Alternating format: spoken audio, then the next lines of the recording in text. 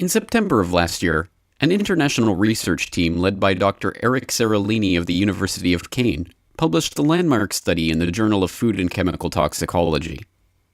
The study, titled Long-Term Toxicity of a Roundup Herbicide and a Roundup-Tolerant Genetically Modified Maize, purported to show adverse health effects on groups of rats fed Monsanto's Roundup herbicide and Roundup-ready corn, including liver congestions, necrosis, tumors, and early death. The researchers followed 200 rats over 2 years, divided into 10 groups each of 10 males and 10 females. 3 of the groups were fed Monsanto's patented NK603 GMO corn alone, 3 groups were fed the corn treated with Roundup herbicide, 3 groups were fed Roundup-treated water but no GMO corn, and a control group was fed neither GMO corn nor Roundup herbicide. The team's results indicated that the rats fed the Roundup or the GMO corn, separately or combined, were more likely to experience a range of ill health effects than the non-GMO control group. What these figures show are the large tumours. Each step up represents a large tumour, which can measure 17 millimetres by 17 millimetres. For a rat, these measurements are colossal. It would equate to a tumour of this size if seen on a human being. It is enormous. After having studied these tumours, it can be said that 94% of them take effect in the mammary glands, which would equate to breast cancer in a woman. We are faced with renal tumours for the males, but not only, some males also suffer from mammary tumours. This points towards a hormonal effect that isn't affected by the dosage. Tellingly, the adverse health effects did not start to appear until the 4th month of the study, while the previous industry-sponsored feeding trial on the same corn variety only lasted 3 months. That study did find signs of toxicity as well, but those results were dismissed as not biologically meaningful. The Seralini paper and its results, deemed surprising because it goes against all of the industry-sponsored research showing the supposed safety of GMOs, caused an immediate stir in the scientific community and online. Up until now, one could have thought that the main cause of death for the tested rats was coming from the pesticide added to the corn. But what the study highlighted, and this for the first time ever, is the fact that the transgenesis itself could have killed the rats. What this means is that just by interfering with the genome of the plant in order to modify it, we are faced with repercussions that no one could have anticipated.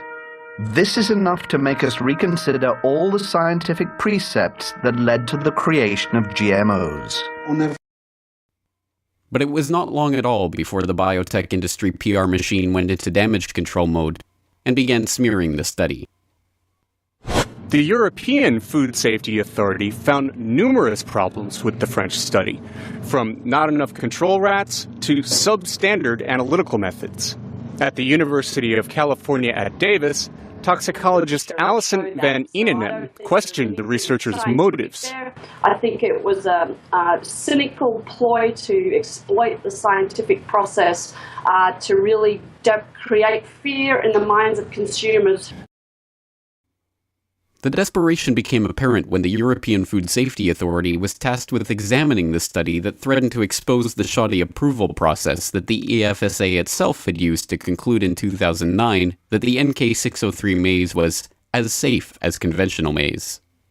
As researcher and author of Seeds of Destruction, William Engdahl, points out in a new op-ed, EFSA argued that Seralini had used the wrong kind of rats, not enough rats, and that the statistical analysis was inadequate. By these standards, all toxicity studies on glyphosate and GMOs should be retracted, because they used the same type and approximate number of rats as those in the Seralini study. Amazingly, despite this concerted PR campaign to smear the Seralini study, 7 expert witnesses were unable to rebut the study in a Filipino courtroom. In October, a Filipino court of appeals upheld a decision to ban Bt eggplant from the country, despite the efforts of 7 industry witnesses attempting to rebut the substance of Seralini's findings. Perhaps this is why the Journal of Food and Chemical Toxicology took the unprecedented decision to retract the study last week. unprecedented because it goes against the journal's own express principles and guidelines for such retractions.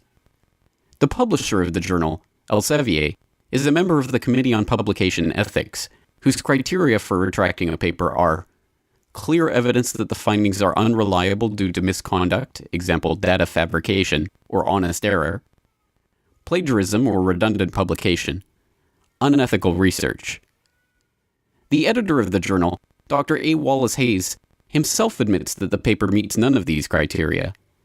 In his own statement on the retraction, he admits that he found no evidence of fraud or intentional misrepresentation of the data. Yet still, the paper is being retracted because the results presented, while not incorrect, are inconclusive. Apparently a new standard for article retraction that seems to apply especially to articles critical of the GMO industry in general, and Monsanto products in particular. It is not at all unfair to be cynical about this retraction either. On a radio program late last month, Dr. E. N. Clark pointed out a surprising connection between the journal and Monsanto that might account not only for the retraction of the Seralini paper, but also the recent retraction of a similar study from Brazil that demonstrated the toxic effects on mice of the Bacillus thuringiensis insecticide that forms the basis of the Bt GMO crops.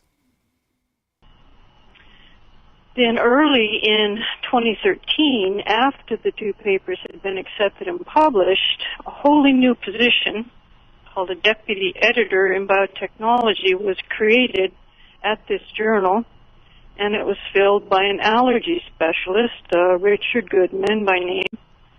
And as it happened, this specialist had worked for Monsanto in regulatory sciences from 1997 until July of 2004.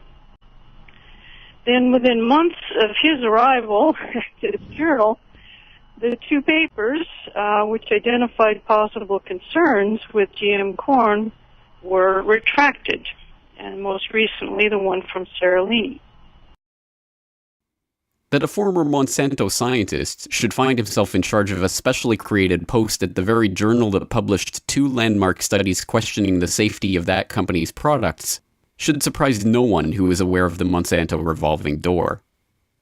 This door is responsible for literally dozens of Monsanto officials, lobbyists, and consultants finding themselves in positions of authority in the government bodies that are supposedly there to regulate the company and its actions. This list of officials includes Linda Fisher, a senior EPA official who later became Monsanto's VP of Government and Public Affairs, Michael Taylor, Obama's deputy FDA commissioner who also served as Monsanto's VP for Public Policy, and U.S. Supreme Court Justice Clarence Thomas, who served as a corporate lawyer for Monsanto in the 1970s. These positions of influence have been used to help Monsanto and its biotech peers obtain an FDA ruling which asserts that GMO foods are not substantially different from non-modified foods, win approval for their products from regulators by self-sponsoring studies with almost identical methodologies to the Seralini study that was just retracted, and pass favorable legislation like the Monsanto Protection Act, preventing the company from being taken to federal court in the event that GMOs are discovered to be harmful to human health. But lesser known is Section 735 of the bill, officially titled the Pharma Assurance Provision, but since nicknamed the Monsanto Rider or the Monsanto Protection Act. The provision protects large biotechnology companies like Monsanto from being taken to federal court should a genetically modified organism be discovered as being harmful to the consumer. Some congresspeople argue that the provision was a necessary concession in order to pass the spending bill to prevent a total shutdown of the federal government. In his newly created position as Associate Editor for Biotechnology, former Monsanto employee Richard E. Goodman has now overseen the retraction of two papers that had been critical of his former employer. Yet this fundamental conflict of interest is nowhere commented on in reportage of the Seralini study's retraction. Sadly, this is par for the course when it comes to the so-called science behind the safety of GMOs. Time after time, shoddy and poorly designed toxicity studies that show the safety of these products are given the seal of approval by bought and paid for regulators, and independent studies that show contrary findings are subjected to arbitrary and nonsensical principles that supposedly undermine their validity. As a recent article at GM Watch points out, numerous GM-related studies have been retracted in the past few years for misleading and downright fraudulent research. The list of frauds and abuses continues to mount, from concerns over the introduction of BT brinjal in India to the mysterious appearance of GMO wheat in supposedly non-GMO crops in the western United States, to the appearance of unapproved GM corn in shipments of supposedly non-GMO corn to China just this week. These types of problems have led to the outright refusal of a growing number of countries to accept genetically modified crops. But in a world where the issue of containment of GMO crops is increasingly called into question, and where even the ability to label GMO foods may be stripped from the people altogether thanks to overarching closed-door agreements like the Trans-Pacific Partnership currently under negotiation between the US and 11 of its Pacific Rim counterparts, these issues are becoming increasingly pressing.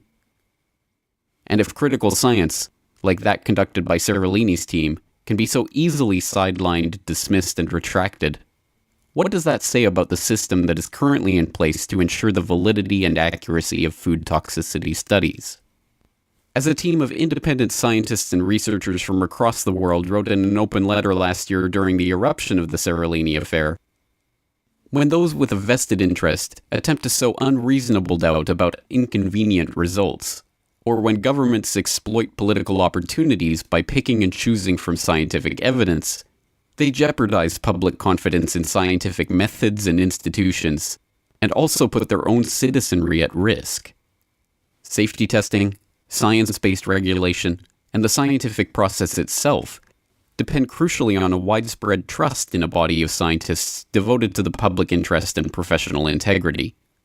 If instead the starting point of a scientific product assessment is an approval process rigged in favor of the applicant, backed up by systematic suppression of independent scientists working in the public interest, then there can never be an honest, rational, or scientific debate. This video is brought to you by the subscribers of BoilingFrogsPost.com.